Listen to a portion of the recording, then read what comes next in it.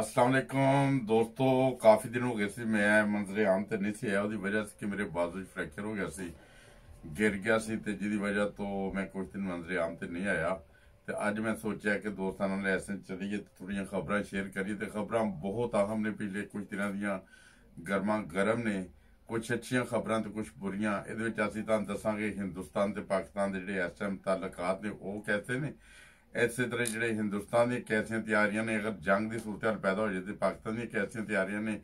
ਔਰ ਇਹਦੇ ਨਾਲ ਨਾਲ ਉਹ ਵੀ ਤੁਹਾਨੂੰ ਦੱਸਾਂਗੇ ਲੱਦਾਖ ਵਿੱਚ ਜਿਹੜਾ ਕਬਜ਼ਾ ਕੀਤਾ ਹੈ ਚਾਈਨਾ ਨੇ, ਉਹਦਾ ਆਉਣ ਵਾਲੇ ਦਿਨਾਂ 'ਚ ਪਾਕਿਸਤਾਨ ਨੂੰ ਕੀ ਫਾਇਦਾ ਹੋ ਸਕਦਾ ਹੈ ਜਾਂ ਹਿੰਦੁਸਤਾਨ ਨੂੰ ਉਹਦਾ ਕੀ ਨੁਕਸਾਨ ਹੋ ਸਕਦਾ ਹੈ। ਇਹ ਸਾਰੀਆਂ ਖਬਰਾਂ ਤੇ ਕੁਝ ਐਸੀਆਂ ਖਬਰਾਂ ਵੀ ਹੋਣਗੀਆਂ ਕਿ ਜਮਾਤੇ ਅਹਿਮਦੀਆ ਆਲਮਗੀਰ ਨੇ ਆਪਣੀ ਰਵਾਇਤ ਨੂੰ ਕਾਇਮ ਰੱਖਦੇ ਹੋਏ, ਜੈਸਾ ਕਿ ਹਮੇਸ਼ਾ ਹਰ ਮੁਸ਼ਕਲ ਦੀ ਘੜੀ 'ਚ ਇਨਸਾਨੀਅਤ ਦੀ ਖਿਦਮਤ ਕੀਤੀ, ਅੱਜ ਉਹਨੇ ਜਮਾਤੇ ਅਹਿਮਦੀਆ ਆਲਮਗੀਰ ਨੇ ਇਸ ਮੌਕੇ ਦੇ ਉੱਤੇ ਜਦੋਂ ਕੋਰੋਨਾ ਦੀ ਵਬਾ ਫੈਲੀ ਏ ਤੇ ਇਹਦੇ ਵਿੱਚ ਵੀ ਕੀ ਉਹਨਾਂ ਨੇ ਖਿਦਮਤ ਸਾਰੇ ਅੰਜਾਮ ਦਿੱਤੇ ਨੇ। ਕੋਈ ਤਫਸੀਲ ਦੇ ਨਾਲ 10-15 ਮਿੰਟ ਦਾ ਪ੍ਰੋਗਰਾਮ ਹੋਏਗਾ ਤੇ ਅਸੀਂ ਕਰਦੇ ਹਾਂ। ਤੇ ਸਭ ਤੋਂ ਪਹਿਲੇ ਤੇ ਇਹ ਜਾਣੇ ਜੋ ਹਿੰਦੁਸਤਾਨ ਤੇ ਅਗਰ ਪਾਕਿਸਤਾਨ ਦੀ ਜੰਗ ਲੱਗ ਜਾਂਦੀ ਏ, ਜੋ ਸੂਰਤ ਹਾਲ ਏ, ਹਿੰਦੁਸਤਾਨ ਬੜੀਆਂ ਬੜਕਾਂ ਮਾਰ ਰਿਹਾ। ਉਹਨਾਂ ਕੋਲ ਯਕੀਨਨ ਉਹਨਾਂ ਕੋਲ ਐਟਮ ਬੰਬ ਵੀ ਨੇ, ਉਹਨਾਂ ਕੋਲ ਟੈਂਕ ਵੀ ਨੇ। ਟੈਂਕ ਬੇਸ਼ੱਕ ਉਹ ਪਾਕਿਸਤਾਨ ਨਾਲੋਂ ਕੁਝ ਥੋੜੇ ਜ਼ਿਆਦਾ ਹੀ ਨੇ। ਉਹਦੇ ਬਾਅਦ ਜੰਗੀ ਤਿਆਰੇ ਵੀ ਨੇ, ਜੰਗੀ ਤਿਆਰੇ ਉਹਨਾਂ ਕੋਲ 1960 ਦੇ ਨੇ, ਪੁਰਾਣੇ ਤਿਆਰੇ। ਉਹ ਕਈ ਦਫਾ ਉਹਨਾਂ ਦੇ ਜਿਹੜੇ ਪਾਇਲਟ ਨੇ ਉਹ ਵਿਚਾਰੇ ਵੈਸੇ ਦੌੜ ਲਾਣ ਨਹੀਂ ਜਾਂਦੇ, ਮੁੜ ਕੇ ਵਾਪਸ ਨਹੀਂ ਆਉਂਦੇ, ਉੱਥੇ ਪਟਾਕਾ ਮਾਰ ਜਾਂਦੇ ਨੇ। ਇਹ ਤੇ ਉਹਨਾਂ ਦੀ ਹਾਲਤ ਹੈ। ਤੇ ਉਹਨਾਂ ਜਿਹੜੀ ਮਸ਼ੀਨਰੀ ਐਸੀ ਜਿਹੜੀ ਜੰਗ ਦੇ ਦੌਰਾਨ ਇਸਤੇਮਾਲ ਕੀਤੀ ਜਾਂਦੀ ਹੈ, ਇੰਤਹਾਈ ਨਾਕਸ ਨੇ। ਉਹਨਾਂ ਦੇ ਬਾਰੂਦ ਵੀ ਨਾਕਸ ਨੇ ਤੇ ਇਹ ਦੀ ਸੂਰਤ ਹਾਲ ਹੈ। ਉਹ ਨਏ ਬੇਸ਼ੱਕ ਤਿਆਰੇ ਲੈ ਰਹੇ ਨੇ, ਹੁਣ ਫਿਰ ਉਹਨਾਂ ਨੇ ਫਰਾਂਸ ਕੋਲ ਤਿਆਰੇ ਲਏ ਨੇ, ਮਗਰ ਉਹਦੇ ਲਈ ਉਡਾਣ ਲਈ ਉਹਨਾਂ ਨੂੰ ਪਾਇਲਟ ਵੀ ਚਾਹੀਦੇ ਨੇ, ਉਹਨਾਂ ਨੂੰ ਉਹ ਸ਼ਾਹੀਨ ਵੀ ਚਾਹੀਦੇ ਨੇ ਕਿ ਜਿਹੜੇ ਉਹਨਾਂ ਨੂੰ ਚਲਾ ਸਕਣ। ਮਗਰ ਉਹਨਾਂ ਚਲਾਉਣ ਦੀ ਸਲਾਹੀਅਤ ਨਹੀਂ। ਉਹਨਾਂ ਕੋਲ ਬੇਸ਼ੱਕ ਅਸਲਾ ਬਹੁਤ ਜ਼ਿਆਦਾ ਵੇ, ਉਹ ਆਪਣਾ ਦਫਾਅ ਦੇ ਉੱਤੇ ਬਹੁਤ ਜ਼ਿਆਦਾ ਬਜਟ ਵੀ ਖਰਚ ਕਰਦੇ ਨੇ। ਤੇ ਜੰਗਾਂ ਜਿਹੜੀਆਂ ਨੇ ਸਿਰਫ ਇਹ ਦੋਸਤਾਂ ਨੂੰ ਦੱਸਦੀ ਕਿ ਜੰਗਾਂ ਜਿਹੜੀਆਂ ਨੇ ਉਹ ਅਸਲੇ ਤੇ ਬਾਰੂਦ ਨਾਲ ਨਹੀਂ ਜਿੱਤੀਆਂ ਜਾਂਦੀਆਂ, ਉਹ ਹੌਸਲੇ ਨਾਲ ਜਿੱਤੀਆਂ ਜਾਂਦੀਆਂ ਨੇ। ਤੇ ਹੌਸਲਾ ਪਾਕਿਸਤਾਨੀ ਫੌਜ ਦਾ ਹੀ ਹੈ। ਤੇ ਪਾਕਿਸਤਾਨੀ ਫੌਜ ਨੇ ਹਰ ਮੌਕੇ ਦੇ ਉੱਤੇ ਜਦੋਂ ਕਦੀ ਉਹਨਾਂ ਨੂੰ ਮੌਕਾ ਮਿਲਿਆ ਹੈ, ਆਪਣੀ ਜੁਰਤ ਦਿਖਾਉਣ ਦਾ, ਜੁਰਤ ਤੇ ਬਹਾਦਰੀ ਨਾਲ ਲੜੇ ਨੇ। ਬਲਕਿ ਜਿਨ੍ਹਾਂ ਮਾਵਾਂ ਦੇ ਪੁੱਤ ਸ਼ਹੀਦ ਹੋ ਜਾਂਦੇ ਨੇ, ਉਹ ਮੀਡੀਆ ਜਾ ਕੇ ਖੁਸ਼ੀ ਦਾ ਇਜ਼ਹਾਰ ਕਰਦੀਆਂ ਨੇ, ਸਾਡੇ ਬੇਟੇ ਨੇ ਵਤਨ ਦੀ ਖਾਤਰ ਜਾਨ ਦਿੱਤੀ। ਤੇ ਦੂਸਰੇ ਪਾਸੇ ਉਹ ਸਾਡੇ ਜਿਹੜੇ ਮੁਖਾਲਿਫੀਨ ਮੁਲਕੀ ਲਿਹਾਜ਼ ਨਾਲ, ਜੈਸਾ ਹਿੰਦੁਸਤਾਨੀ ਫੌਜ ਦੇ ਜਿਹੜੇ ਸਿਪਾਹ ਸਲਾਰ ਹੁੰਦੇ ਨੇ, ਉਹ ਵਿਚਾਰੇ ਰੋਂਡੇ ਹੁੰਦੇ ਨੇ। ਉਹ ਕਹਿੰਦੇ ਸਾਨੂੰ ਖਾਣ ਨੂੰ ਨਹੀਂ ਲੱਭਦਾ, ਪੀਣ ਨੂੰ ਨਹੀਂ ਲੱਭਦਾ। ਉਹਨਾਂ ਦੀ ਇੱਥੋਂ ਤੱਕ ਉਹਨਾਂ ਦੀਆਂ ਵਰਦੀਆਂ ਤੱਕ ਵੀ ਵਿਚਾਰਿਆਂ ਦੀ ਕੱਸੀਆਂ ਤੇ ਫਟੀਆਂ ਹੁੰਦੀਆਂ ਨੇ। ਉਹਨਾਂ ਨੂੰ ਜਦੋਂ ਬਾਰਡਰਾਂ ਤੇ ਜਾਂਦੇ ਨੇ ਸਹੀ ਤਰ੍ਹਾਂ ਖੁਰਾਕ ਵੀ ਨਹੀਂ ਉਹਨਾਂ ਨੂੰ ਮਿਲਦੀ। ਉਹਦੇ ਬਾਅਦ ਉਹਨਾਂ 'ਚ ਜੁਰਤ ਦਾ ਮੁਜ਼ਾਹਰਾ ਨਹੀਂ ਕਿ ਬਾਰਡਰ ਤੇ ਜਾ ਕੇ ਸ਼ਹੀਦ ਹੋਣਾ।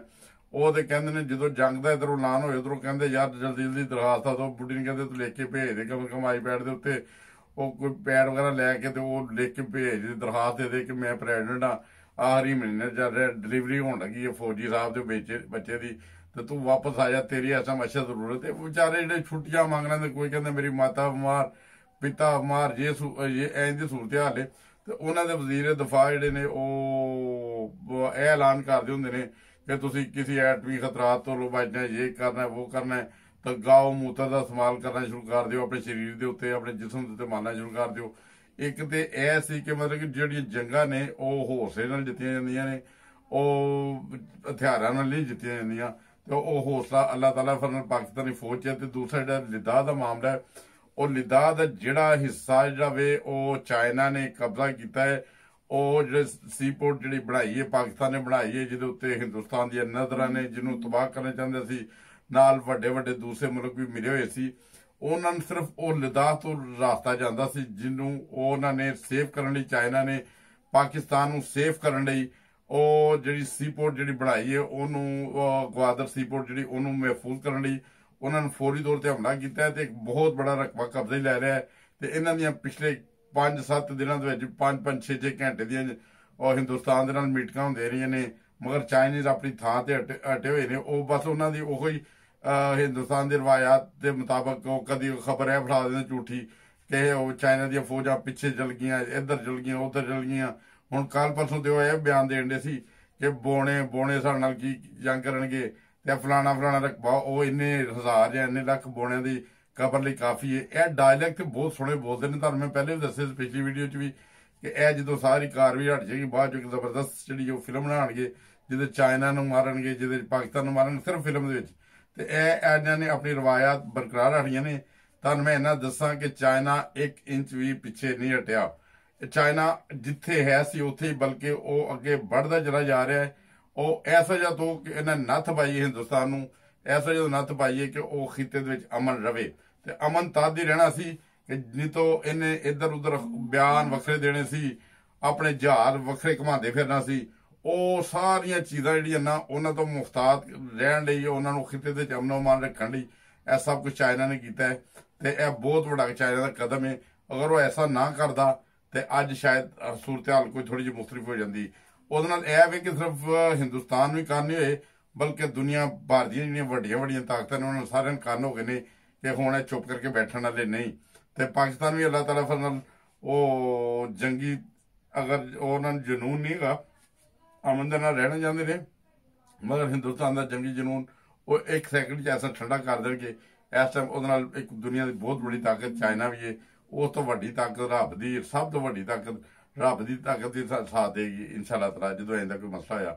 ਤੇ ਇੱਕ ਹੋਰ ਚੀਜ਼ ਤੁਹਾਨੂੰ ਮੈਂ ਦੱਸਦਾ ਚੱਲਾਂ ਕਿ ਜਿਹੜੀ ਐਮਡੀਓ ਕਮਿਊਨਿਟੀ ਹੈ ਉਹਨੇ ਹਮੇਸ਼ਾ ਆਪਣੀ ਰਵਾਇਤ ਨੂੰ ਬਰਕਰਾਰ ਰੱਖਦੇ ਹੋਏ ਇਸ ਮੁਸ਼ਕਿਲ ਦੀ ਘੜੀ ਜਦੋਂ ਲਾਕਡਾਊਨ ਵਗੈਰਾ ਹੋਏ ਨੇ, ਗਰੀਬਾਂ ਦੇ ਘਰਾਂ 'ਚ ਖਾਣਾ ਪਹੁੰਚਾਇਆ, ਉਹਨਾਂ ਨੂੰ ਰੋਟੀ ਦਿੱਤੀ, ਉਹਨਾਂ ਨੂੰ ਮਾਸਕ ਦਿੱਤੇ, ਉਹਨਾਂ ਨੂੰ ਸੈਨੀਟਾਈਜ਼ਰ ਦਿੱਤੇ। ਮਗਰ ਕੁਝ ਬਦਬਖਤਾਂ ਨੇ ਇਹਨਾਂ ਚੀਜ਼ਾਂ ਉੱਤੇ ਫਤਵੇ ਲਗਾਏ, ਇਹਨਾਂ ਚੀਜ਼ਾਂ ਤੇ ਫਤਵੇ ਲਗਾਏ ਕਿ ਇਹ ਅਹਿਮਦੀ ਨਹੀਂ ਕਰ ਸਕਦੇ। ਮਗਰ ਅਹਿਮਦੀਆਂ ਨੇ ਆਪਣੀ ਰਵਾਇਤ ਨੂੰ ਬਰਕਰਾਰ ਰੱਖਦੇ ਹੋਏ ਕਿਸੇ ਕੋਲੋਂ ਉਹਦਾ ਮਜ਼ਹਬ ਨਹੀਂ ਪੁੱਛਿਆ, ਕਿਸੇ ਕੋਲੋਂ ਉਹਦਾ ਅਕੀਦਾ ਨਹੀਂ ਪੁੱਛਿਆ, ਕਿਸੇ ਕੋਲੋਂ ਕੁਛ ਨਹੀਂ ਪੁੱਛਿਆ।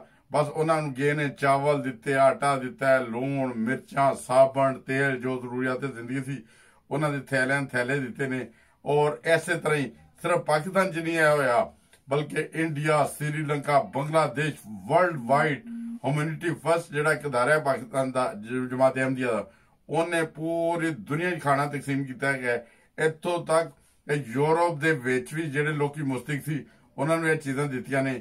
ਉਹ ਹੋਰ ਤੇ ਹੋਰ ਜਰਮਨੀ ਦੀਆਂ ਸਾਡੀ ਜਿਹੜੀ ਉਹ ਅਹਿਮਦੀ ਖਾਤੂਨ ਹੈਗੀਆਂ ਨੇ, ਉਹਨਾਂ ਨੇ ਅੱਲਾਹ ਤਾਲਾ ਦੇ ਫਜ਼ਲ ਨਾਲ ਕੱਪੜੇ ਦੇ mask C K free of cost ਹਸਪਤਾਲਾਂ 'ਚ ਦਿੱਤੇ ਨੇ, ਆਵਾਮ ਨੂੰ ਦਿੱਤੇ ਨੇ, ਤੇ ਅੱਜ ਵੀ ਉਹ ਦੇ ਰਹੇ ਨੇ। ਇਹ ਐਸਾ ਇਨਸਾਨੀ ਦੀ ਖਿਦਮਤ ਕਰ ਰਹੇ ਨੇ। ਇਹਨਾਂ ਨੇ ਇਸਲਾਮੀ ਰਵਾਇਤ ਨੂੰ ਬਰਕਰਾਰ ਰੱਖਦੇ ਹੋਏ ਇਹ ਸਾਰੇ ਇਨਸਾਨਾਂ ਦੀ ਖਿਦਮਤ ਕੀਤੀ ਹੈ।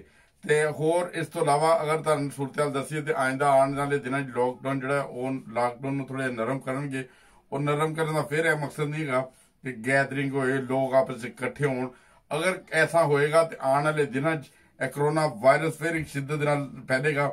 ਜੈਸਾ ਕਿ ਪਾਕਿਸਤਾਨ ਦੇ ਵਿੱਚ ਜਿਹੜੇ ਅੱਜ ਕੱਲ੍ਹ ਦੇ ਉਲਮਾ ਨੇ ਉਹਨਾਂ ਨੇ ਪਿਛਲੇ ਦਿਨਾਂ 'ਚ ਬੜਾ ਜ਼ੋਰ ਦਿੱਤਾ ਸੀ, ਹੁਣ ਹੀ ਤਰਾਬੀਆਂ ਪੜ੍ਹਨ ਦਾ ਮੌਕਾ ਹੈ, ਹੁਣ ਹੀ ਇਬਾਦਤਾਂ ਕਰਨ ਦਾ ਮੌਕਾ ਹੈ, ਮਸਜਿਦਾਂ 'ਚ ਆ ਜਾਓ। ਐਲਾਨ ਕਰਦੇ ਸੀ, ਇੱਥੋਂ ਤੱਕ ਐਲਾਨ ਕਰਦੇ ਰਹੇ ਗਏ ਨੇ ਕਿ ਲੋਕੀ ਮਸਜਿਦਾਂ 'ਚ ਜਾਂਦੇ ਰਹੇ, ਤਰਾਬੀਆਂ ਪੜ੍ਹਦੇ ਰਹੇ ਨੇ। ਅੱਜ ਦੇਖੋ ਉੱਥੇ ਹਜ਼ਾਰਾਂ ਦੇ ਹਿਸਾਬ ਨਾਲ ਮਰਨ ਲੱਗ ਪਏ ਲੋਕੀ, ਸੈਂਕੜਿਆਂ ਦੇ ਹਿਸਾਬ ਨਾਲ ਮਰਨ ਲੱਗ ਪਏ ਨੇ। ਇਹ ਸੂਰਤ ਹਾਲ ਹੈ। ਉਹਦੇ ਬਾਅਦ ਉੱਥੇ ਮੈਡੀਕਲ ਇੰਤਹਾਈ ਨਾਕਸ ਮੈਡੀਕਲ ਹੈ। ਉਹ ਜਿਹੜਾ ਮਰੀਜ਼ ਜਾਂਦਾ ਜੇ ਕਿਸੇ ਨਖਸੀਰ ਵੀ ਫੁੱਟਦੀ ਹੋਏਗਾ, ਅਗਰ ਚੱਲ ਜਾਏਗਾ ਨਾ ਤਾਂ ਉਹਨਾਂ ਫੜ ਕੇ ਕਰੋਨਾ ਦੇ ਵਿੱਚ ਨੂੰ ਪਾਣਾ ਜੇ। ਤੇ ਪਾਂਡੇ ਨੇ ਪਿਛਲੇ ਦਿਨਾਂ 'ਚ 5-7 ਐਸੇ ਵਾਕਿਆਤ ਹੋਏ ਨੇ ਕਿ ਜਿਨ੍ਹਾਂ ਨੂੰ ਬੜੀ ਬੇਦਰਦੀ ਦੇ ਨਾਲ, ਇੱਕ ਉਹ ਵਿਚਾਰਾ ਮਾਂ ਨੂੰ ਲੈ ਗਿਆ ਆਪਣੀ ਨੂੰ ਹਸਪਤਾਲ, ਮਾਂ ਲੈ ਗਿਆ, ਉਹਨਾਂ ਨੇ ਮਾਂ ਨੂੰ 3 ਦਿਨ ਉੱਥੇ ਰੱਖਿਆ। ਉਹ ਤੇ ਕਰੋਨਾ ਵਾਇਰਸ ਦਾ, ਉਹ ਕਰੋਨਾ ਦਾ ਪਾਇਆ ਕਿ ਕੇਸ ਕਿ ਕਰੋਨਾ ਹੋ ਗਿਆ ਇਹਨੂੰ, ਉਹਨੂੰ ਲਪੇਟ ਕੇ ਕਾਜ ਉਹਨਾਂ ਦੇ ਹਵਾਲੇ ਕਰਤਾ ਤੇ ਲੋ ਕਿਹਨੂੰ ਕਹਿੰਦੇ ਜੀ 5 ਲੱਖ ਰੁਪਇਆ ਦਿਓ। ਇਹ ਇੱਕ ਕੇਸ ਨਹੀਂ ਹੋਇਆ। ਫਿਰ ਇੱਕ 24 ਸਾਲ ਦੇ ਮੁੰਡੇ ਨੂੰ, ਉਹ 24 ਸਾਲ ਦਾ ਮੁੰਡਾ ਉਹ ਵਿਚਾਰਾ ਹਸਪਤਾਲ ਗਿਆ, ਉਹਨੂੰ ਲਪੇਟ ਕੇ ਉਹਦੇ ਵਾਈਕਿੰਗ ਕੋਲ ਲੱਖਾਂ ਰੁਪਏ ਮੰਗਦੇ ਪਏ ਨੇ। ਦੇਖੋ ਜਿਹਦਾ ਇਹਦਾ ਇਲਾਜ ਹੀ ਕੋਈ ਨਹੀਂ, ਜਿਹਦੇ ਦੀ ਮੈਡੀਸਨ ਹੀ ਕੋਈ ਨਹੀਂ, ਕੋਈ ਵੈਕਸੀਨ ਤਿਆਰ ਹੀ ਨਹੀਂ ਹੋਈ, ਫਿਰ ਲੱਖਾਂ ਰੁਪਏ ਦਾ ਕਾਹਦਾ ਬਿੱਲ ਬਣਾਉਂਦੇ ਨੇ। ਖਾਨ ਸਾਹਿਬ ਖੁਦਾ ਦੇ ਲਈ ਤੁਸੀਂ ਇਸ ਵਜ਼ੀਰਾਂ ਪਾਕਿਸਤਾਨ ਹੋ, ਤੁਹਾਡੇ ਲਈ ਡਾਇਰੈਕਟ ਇੱਕ ਇਹ ਦਰਖਾਸਤ ਹੈ ਮੇਰੇ ਵੱਲੋਂ, ਇਹ ਆਵਾਮ ਦੀ ਆਵਾਜ਼ ਸਮਝ ਲਓ। ਖੁਦਾ ਦੇ ਲਈ ਜਦੋਂ ਇਹਦੀ ਕੋਈ ਵੈਕਸੀਨ ਨਹੀਂ ਹੈਗੀ, ਜਦੋਂ ਕੋਈ ਇਹਦਾ ਇਲਾਜ ਨਹੀਂ ਹੈਗਾ, ਫਿਰ ਲੱਖਾਂ ਰੁਪਏ ਦਾ ਕਿਉਂ ਬਿੱਲ ਬਣਾ ਛੱਡਦੇ ਹੋ? ਕਿਉਂ ਜ਼ੁਲਮ ਕਰਦੇ ਪਏ ਲੋਕਾਂ ਦੇ ਉੱਤੇ? ਇਹ ਮਦੀਨਾ ਰਿਆਸਤ ਚ ਨਹੀਂ ਹੋਣਾ ਚਾਹੀਦਾ। ਮਦੀਨਾ ਰਿਆਸਤ ਦੇ ਅਸੀਂ ਸੁਣਦੇ ਪਏ ਹਾਂ, ਕਦੀ ਕਿਸੇ ਮਸਜਿਦ ਤੇ ਹਮਲਾ, ਕਦੀ ਕਿਸੇ ਕਲਮੇ ਤੇ ਹਮਲਾ, ਕਦੀ ਕਿਸੇ ਅਕੀਦੇ ਤੇ ਹਮਲਾ, ਕਦੀ ਇਹ ਡਾਕਟਰਾਂ ਦੀ ਬੇਹਿੱਸੀ ਔਰ ਲੋਕਾਂ ਨੂੰ ਮਾਰ ਕੇ ਫਿਰ ਉਹਨਾਂ ਕੋਲੋਂ ਲੋਕਾਂ ਕੋਲੋਂ ਲੁੱਟਦੇ ਪਏ ਨੇ, ਲੱਖਾਂ ਰੁਪਏ ਵਸੂਲ ਕਰ ਰਹੇ ਨੇ।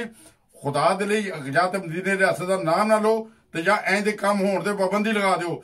2-4 ਲੋਕਾਂ ਨੂੰ ਸਰਿਆਮ ਫਾਂਸੀ ਦੇ ਫੰਦੇ ਦਿਲਾਓ ਜਿਹੜੇ ਇੰਜ ਕਰਦੇ ਪਏ ਨੇ।